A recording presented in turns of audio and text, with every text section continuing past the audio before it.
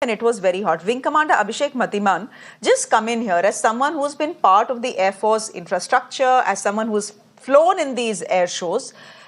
I want you to tell our viewers whether the Indian Air Force has anything to do with the ground management when such air shows are held, what happens in other states, and B, whether the Indian Air Force could have made things easier for the people of Chennai by having this air show, say, at 7 in the morning. Uh, Thank you, Shreya. And right at the outset, I convey my condolences to the families of the five people who unfortunately lost their lives in the build-up to the 92nd Air Force Day celebrations.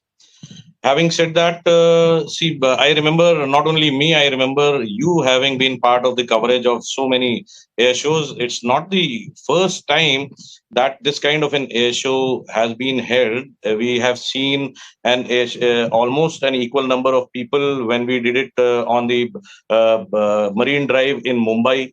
Thereafter, we did a similar kind of an air show on the riverfront in Ahmedabad, wherein people were lined up on both sides of the riverfront and for a few quite a distance of length, including lakhs of people.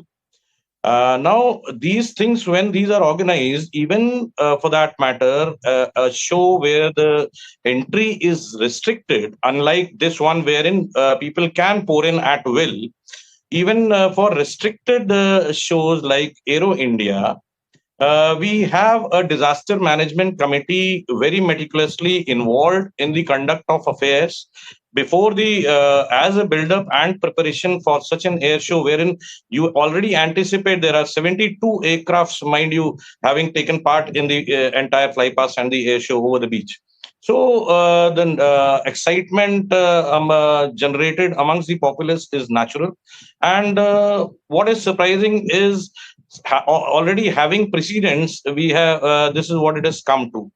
With these disaster management committees in place, everything from availability of water to dehydration to the soaring temperatures to humidity, everything is borne in mind, and we cater for those things. During the meetings, the preparation is in coordination with the state and district administration during meetings as a build-up to the final event.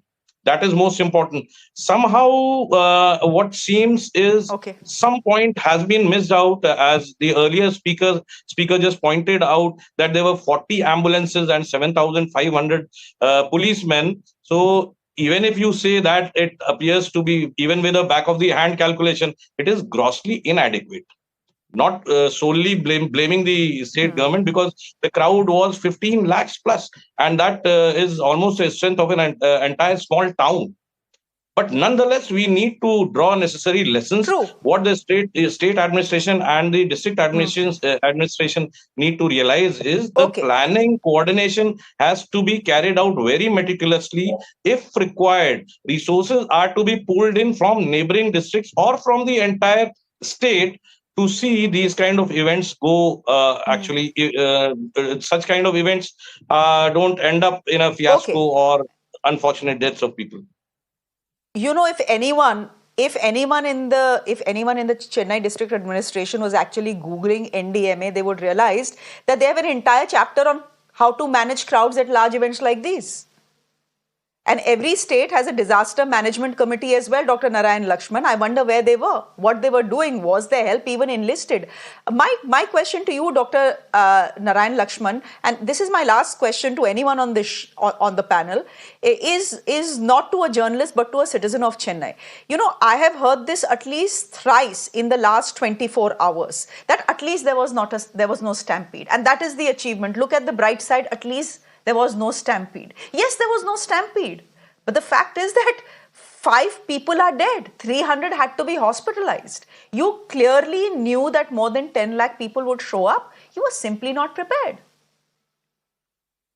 No, absolutely, Shreya. I think you're right to say that there are manuals and playbooks for such massive scale events, and just unfortunate that the due diligence was not done.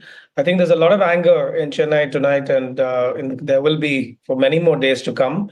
And one can only hope and pray that, like one of your guests said, I hope the lesson has been learned for the future, because it's absolutely devastating to those families, but it's also extremely damaging to the city to think that we have so many claims of being advanced in terms of our healthcare, in terms of being a inclusive society, so many positives for the state. But when you see something like this happen, you realize the callous, disregard for the value of human life. And I think it has to all begin from there, and the fundamental rethink is needed. The people of Chennai are always, very thoughtful, and they demand the best from their governments, but they also really care about these things immensely. So one can only hope the authorities behind this will sit up, really think hard, and such a thing never happens again. Certainly not in Chennai or Tamil Nadu, but nowhere in our country should it be repeated. That's all I can say. Dr. Narayan Lakshman, we'll leave it there for the moment. Thank you very much. Harish Ibrahim, thank you very much for joining us. Vinod Selvam, thank you. Good to have you on the show. And thank you, Wing Commander Matiman, for being with us on the show as well.